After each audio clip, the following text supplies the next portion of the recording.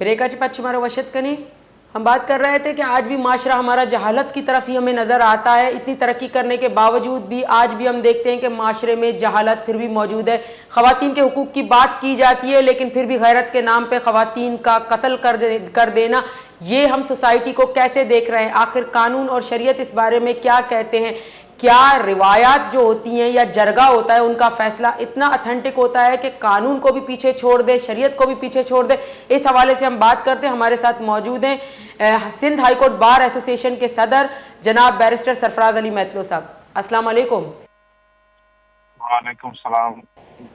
Sir आपको खुशामदीद कहते हैं प्रोग्राम में। सर आज हम बात कर रहे हैं कि हम जो है अपने आप को कहते हैं कि हम जहालत से निकल आए, लेकिन आज भी गैरत के नाम पे जो कत्ले आम हो रहा है, तो आप क्या कहते हैं कि क्या जिरगे रिवायत की इतनी ज़्यादा इम्पोर्टेंस है कि वहाँ पे कानून को भी नहीं देखा जाएगा?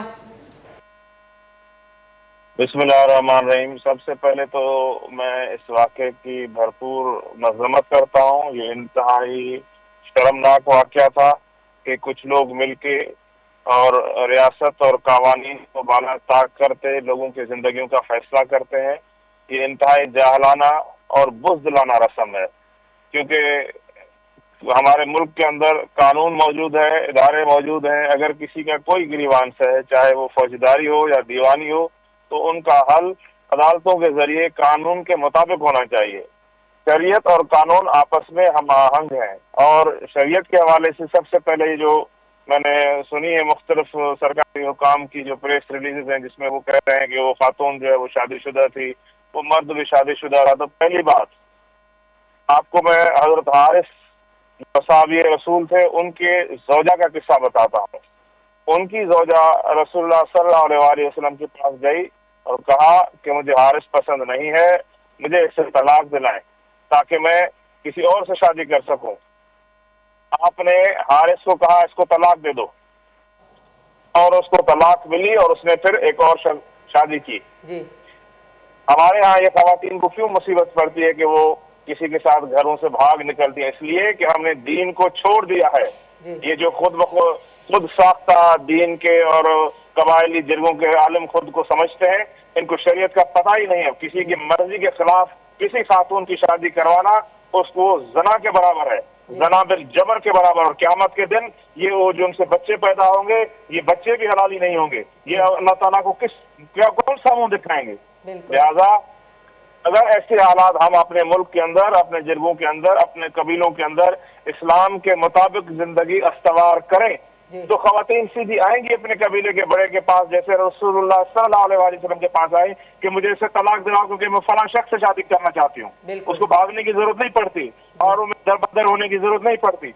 ये तो इंतहाई बुज़दिलाना रस्में हैं जो औरत को कमजोर समझते हैं या किसी शख्स को कमजोर समझते हैं, और चार लोग मिलकर उनको कत्ल करके अपना जाबराना रस्म को जारी रखते हैं। बिल्कुल जी। सरफराज साहब, आपने जो है वो Sindh high court bar association ने जो है वो इसको कंडेम भी किया है और रेजोल्यूशन भी पास किया है, तो अब आप क्या कहते हैं कि जो ये ट्रायल हो रहा है जिसमें 13 लोग जो है वो अरेस्ट हुए हैं, तो एक तो कारोकारी का जो कानून है उसको थोड़ा आप बताएंगे कि उसके तहत क्या होता है, किस तरह होता है? क्या इसको 302 मर्डर में ही देखा जाएगा या इसको कारोकारी की तरफ देखा जाएगा?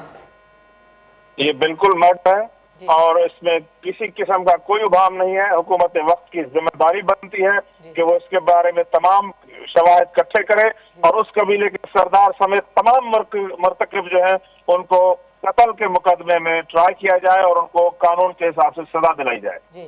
अच्छा सर, इसमें ऐसा मिसाल किया जाए कि आइंदा पाकिस्तान के किसी कोने में भी, चाहे वो बलूचिस्तान हो, सिंध हो, खैबर पख्तूनख्वा हो, पंजाब हो, किसी की जुर्रत ना हो किसी जागीरदार की कि वो किसी शख्स के जिंदगी के बारे में फैसला करे, वो कानून के इससे बालातर हो गए। जी।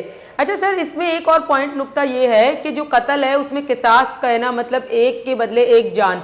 तो अब यहाँ पे जो है वो 13-14 लोग जो इन्वॉल्व थे, क्या सबको एक साथ सजा दी जाएगी या जिसकी इन्वॉल्वमेंट जो है, जिसने जो ये अटैक किया था उसके ऊपर ये कानून ज्यादा ट्रायल 302 किया जाएगा? देखें, वो शख्स जो कत्ल करने का हुक्म देता है वो कत्ल का मुर्तकिब है। वो शख्स जो कत्ल करता है वो कत्ल का मुर्तकिब है। ये ऐसा नहीं है कि अगर एक शख्स की 5 लोग मिलकर जान लें तो सिर्फ एक शख्स मारा जाएगा, 4 लोग बख्शे जाएंगे। नहीं, सब के सब कत्ल के मुर्तकिब हैं और सबको जो भी जिनके ऊपर गवाही साबित होती है उनको कत्ल की सजा होनी चाहिए। जी। अच्छा सर, इसमें जो है एक बात ये है कि जैसे कत्ल के लिए वो कंपाउंडेबल सेक्शन है, अगर 302 लगता है तो दोनों तरफ से जो विरसा हैं उनकी तरफ से, जैसे लड़की की मां का बयान आना कि हमें किसी के खिलाफ कोई कार्रवाई नहीं करनी है, तो क्या ये कंपाउंडेबल में इस तरह से अगर विरसा जाते हैं और खत्म करते हैं तो क्या ये चीज खत्म हो जाएगी? देखिए, दो कातिल मिलके कत्ल का कंपाउंड नहीं कर सकते। वर्षा ही तो कत्ल है इस केस में जी, कैसे वो कंपाउंड कर सकते हैं? नंबर एक। नंबर दो, इसमें रियासत जो है वो कंप्लेनेंट है, कोई कंपाउंडेबिलिटी नहीं होती। 780 का ये ऑफेंस है और ये इलाके में, मुआशरे में इन्होंने दहशत फैलाई है और इनको उसके मुताबिक ये नॉन कंपाउंडेबल ऑफेंस है। बिल्कुल बिल्कुल। अच्छा सर, लास्ट में ये पूछूंगी कि हम औरत की एम्पावरमेंट की तो बात कर रहे हैं, औरत की आवाज को भी आगे ला रहे हैं, औरत को एम्पावर भी कर रहे हैं, उसके हक की भी बात करते हैं, लेकिन फिर भी हम इसी सोसाइटी में ये वाला भी काम कर रहे हैं, तो हम किस तरफ जा रहे हैं? देखिए, हमारी ये सोसाइटी के लोग इस्लाम से बहुत दूर भाग गए हैं, क्योंकि इस्लाम के अंदर सख्ती से मान्यता है जुर्म करना, किसी नाक को कत्ल करना। ये लोग खुद को नमाजें पढ़ते हैं, जो ये सरदार टाइप लोग हैं जो इस तरह के रसूमात के फरोग दे रहे हैं, ये जहन्नम रसीद होंगे। और हम जो तालिब इल्म है या इल्म से वाबस्ता लोग हैं या जो शरीयत के पाबंद लोग हैं, जो कानून के मुहाफिज लोग हैं, उनका फर्ज बनता है कि मुआशरे के अंदर कानून की बालादस्ती की तरगीब दी जाए और इस तरह के फितना खेज अनासर की सरकोबी की जाए। जी, बहुत बहुत शुक्रिया सर आपका, आपने हमें टाइम दिया, हमें ज्वाइन किया। यहाँ हमारे साथ मौजूद थे Sindh high court bar association के प्रेसिडेंट बैरिस्टर सरफराज अली महतलो साहब। सिंध हाई कोर्ट की तरफ से इस वाक़े को कंडेम भी किया गया था और इसके लिए रेजोल्यूशन भी पास की गई थी। तो हमने तमाम पहलुओं पे बात की कि हमने कानूनी पॉइंट नुक्तों को भी देखा कि जहाँ पे कानून में इसको स्याकारी या कारोकारी कहा गया है, लेकिन कत्ल कत्ल है। मुआशरा कोई भी हो, इंसान कोई भी हो, किसी को किसी की जान लेने का हक नहीं है। ना दुनिया का कोई मजहब इसकी इजाज़त देता है, ना दुनिया का कोई कानून इसकी इजाज़त देता है कि आप किसी को जान से मार दें। हर इंसान का जीने का हक है। अगर वो कोई इलीगल काम करता है, अगर वो कोई कानून की खिलाफ वर्जी करता है या शरीयत की खिलाफ वर्जी करता है, तो वक्त का जो हाकिम है या वक्त की जो अदालतें हैं वो पाबंद हैं कि वो उसको सजा दें। अगर उस औरत ने कोई ऐसा जुर्म किया था या वो पहले से शादीशुदा थी और वो फिर भी अगर किसी के साथ गई थी, तो फिर इसके लिए अदालतें मौजूद हैं, वहां पे कंप्लेन कर दीजिए। जो एक्शन लेते हैं वो अदालतें लेती, लेकिन खुद से किसी से जीने का इख्तियार छीन लेना, इस चीज को कैसा देखा जाएगा? हम बात तो करते हैं एम्पावरमेंट की, लेकिन वो कहां पर है? क्या ये लोग जो यहाँ पे रिवायती अमल किया जा रहा है, उन रिवायत को तो देखा जाता है, लेकिन वहाँ पे कानून और शरीयत को नहीं देखा जाता।